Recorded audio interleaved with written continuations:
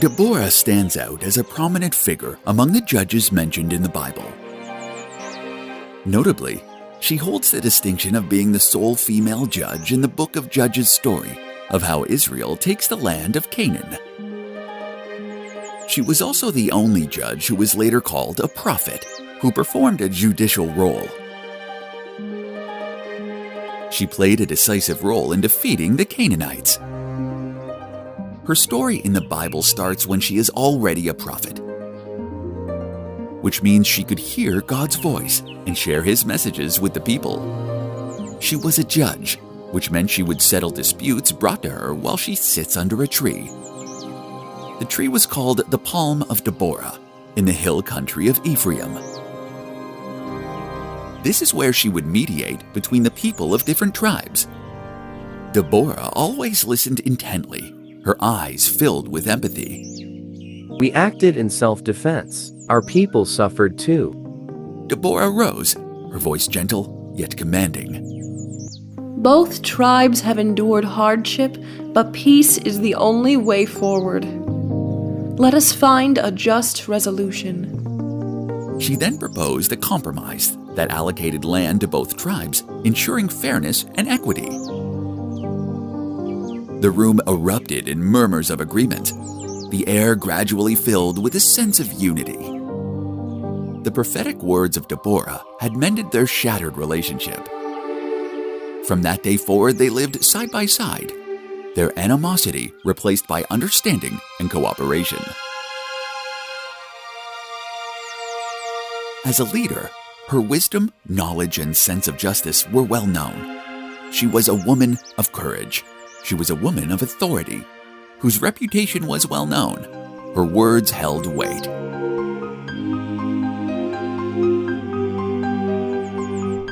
During this time, the Israelites were being opposed by their enemies, the Canaanites.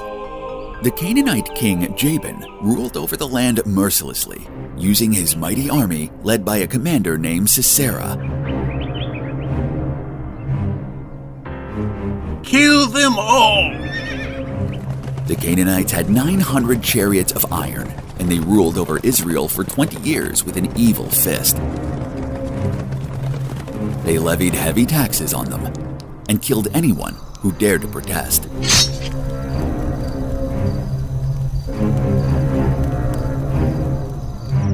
Over 20 years of hardship, the Israelites cried out for the Lord's help. The Lord heard their prayers. One day, Deborah received a message from God. He told her to gather an army and go to Mount Tabor to reclaim their land. The Canaanite army had many soldiers and chariots. This made the Israelite army afraid, but not Deborah. She knew the Lord would help them. She sat under the tree and stared into the eyes of her people. She could see all was not well with the Israelites. Deborah called one of them and sent for a man named Barak, son of Abinoam. Barak was the leader of the Israelite army. He was a good man and loved his people. Barak doesn't ask questions, he just comes. Deborah? Barak! The Lord, the God of Israel, commands you. Go, take with you 10,000 men of Naphtali and Zebulun, and lead them up to Mount Tabor. I will lead Sisera, the commander of Jabin's army, with his chariots and his troops to the Kishon River, and give him into your hands. Barak thought for a while. He knew the strength of the Canaanite army with their 900 chariots. He trusted their leader, so he said, If you go with me, I will go. But if you don't go with me, I won't go. Her answer was assertive and prophetic. Certainly, I will go with you. But because you are not choosing to trust in the Lord, the honor will not be yours. For the Lord will deliver Sisera into the hands of a woman.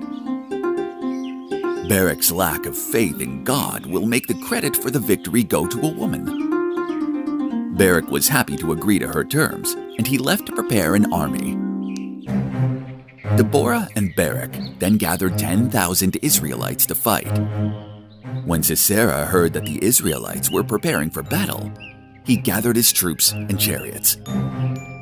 He thought he could easily defeat them. He had the advantage of having 900 iron chariots.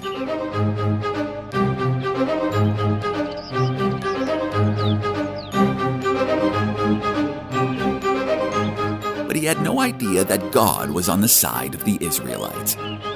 Deborah told Barak to advance. Barak and his men raced down Mount Tabor to fight the battle in the plain of Jezreel. God then brought a massive rainstorm.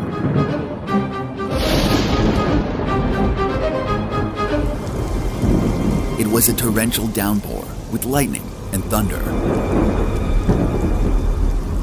The ground turned to mud, and it made the Canaanite chariots useless in the muddy battlefield. The stream of Kishon overflowed, sweeping many of the Canaanites away. The Israelites charged forward, and with God's help, they defeated the Canaanite army.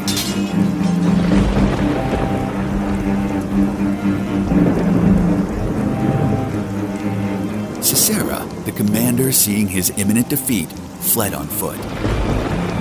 He sought refuge in a tent, who he thought was his ally. The general was greeted by a woman named Jael. Jael was the wife of Heber, who had a good relationship with King Jabin. Come, my lord. Come right in. Don't be afraid. She invited Sisera in and served him refreshments. I'm thirsty. Please, give me some water. She opened a skin of milk, gave him a drink, and covered him up. Stand in the doorway of the tent. If someone comes by and asks you, "Is anyone in there?" say no. Sisera was so exhausted that he soon fell into a deep sleep. Jael, however, was a brave and cunning woman. While Sisera slept, she quietly approached him and killed him, putting an end to his evil deeds. She killed him so that he couldn't hurt more people. Just then, Barak came by in pursuit of Sisera, and Jael went out to meet him. Come, I will show you the man you are looking for.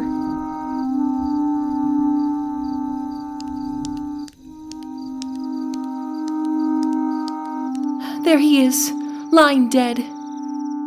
When Barak went in, he saw that God's words had come true, and the victory was complete.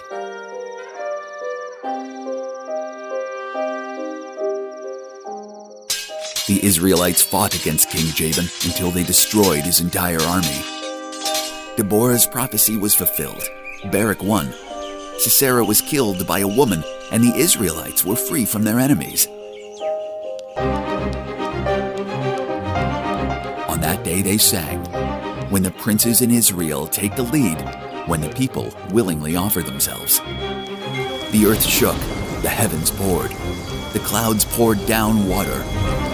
The mountains quaked before the Lord, the one of Sinai. Most blessed of woman be Jael, the wife of Heber the Kenite. At her feet he sank, he fell. Where he sank, there he fell, dead.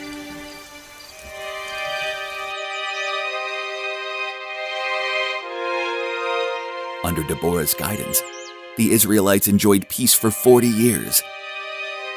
Deborah's story teaches us many lessons. She was a strong and wise leader who relied on God's guidance and had the courage to act. She showed us that even in difficult times, we can trust in God's promises and step out in faith. Her story continues to inspire us to be courageous and trust in God's plan for our lives.